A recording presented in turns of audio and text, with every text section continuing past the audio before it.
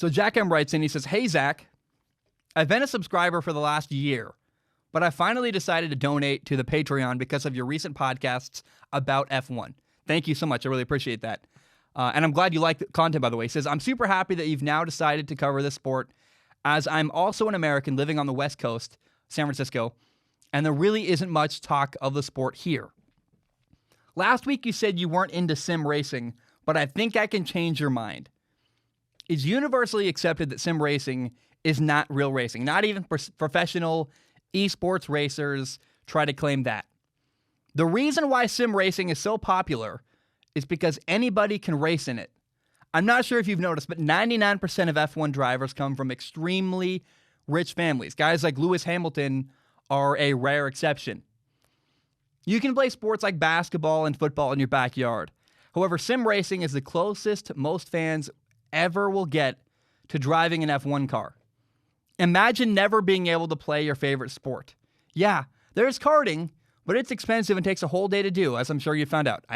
Karting is fun. It's a hassle. And not even a hassle. It's not really. I would imagine that go-kart racing in Europe is way better and way different than it is where I live in, Vancouver, Washington, where we have little tiny humble tracks with nobody at them. I mean, you go to the local go-kart place where I live, and it's only open during the summer, and there's like 8 people there max ever. So it's a different experience than what I've seen on I forget. There's that channel on YouTube where the guy does go-kart racing. It's so good. He does all these onboard camera angles. I think it's called Super GT. I've watched a couple videos. I'm obsessed. It's so great. Anyway, Jack M continues. He says, "As a casual sim racer, I just use a PS4 controller. I think it's really fun and way more exciting than you think. The new F1 2020 game just came out. You can create your own team in it, and I think you should try it. Sim racing will also greatly improve your understanding of how traction control, tire management, ERS, DRS, late and early apexes, and short shifting work. My question is, will you buy the new F1 2020 video game on the PS4? I didn't even read the last part of the question. I'm not going to buy the new game probably yet, but I do want to say a couple things.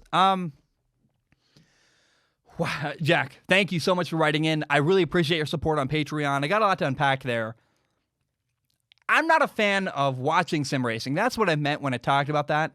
Maybe I didn't clarify very well. I probably didn't.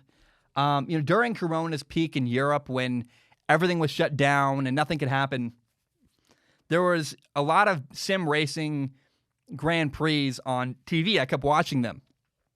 And I have no interest in watching simulated racing on TV. I don't want that. But being behind the wheel in a sim is much different than watching on TV as a fan. Getting behind the wheel doing sim racing sounds really, really fun to me. I love that idea. I'm never going to drive an F1 car. I know that. But I could have my own sim setup. And that's really a lot closer to any other opportunity I'll ever have to driving a car like an F1 car. Again, I'm never going to drive an F1 car.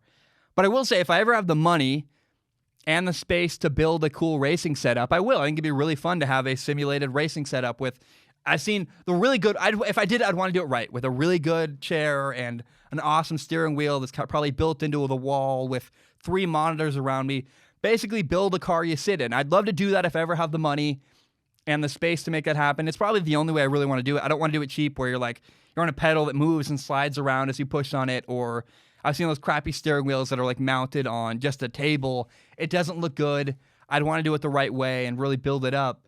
But if I ever have the money and space to do it, I would love to build my own racing setup. It'd be really fun.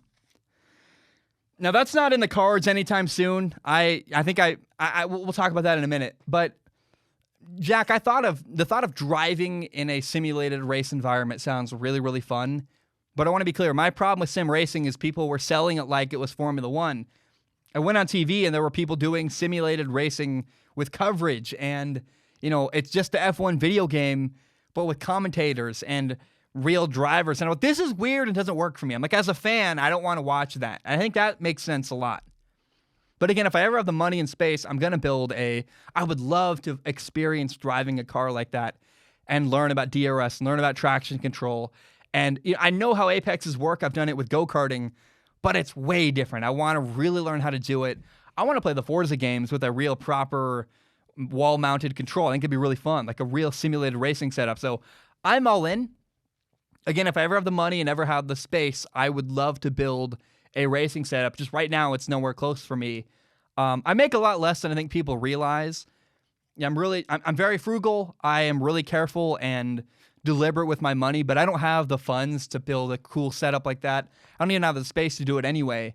But someday, eventually, I would love to have the money and have the resources and the space to build a racing setup. I think it'd be really fun. And when that day comes, Jack, please hit me up. I'd love to race against you in F1 or Forza or whatever. I think it'd be awesome. But right now, it's just not in the cards for me. And it's a passion that I love. And maybe someday I'll have the stuff to do it right and build a cool setup.